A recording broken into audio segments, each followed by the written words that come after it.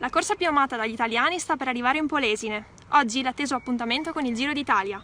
La tappa numero 13 della Carovana Rosa attraverserà i comuni dell'Alto Polesine, che si trovano nel percorso della Ravenna a Verona.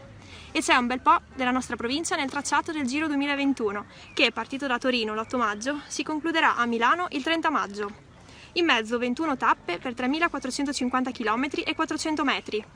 Quello di oggi è una tappa di 198 km in una frazione interamente pianeggiante, che darà spazio ad una grande volata prima di approcciare le montagne.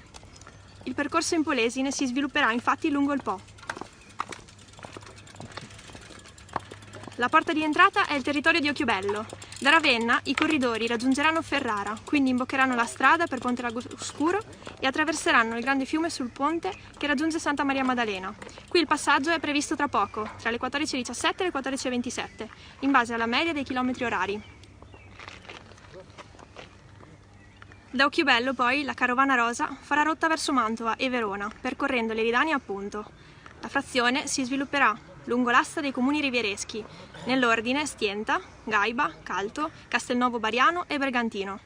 Insomma, al massimo in poco meno di un'ora il giro percorrerà la provincia di Rovigo. Da qui poi punterà verso Mantova, attraversando la Lombardia per approdare in terra Scaligera.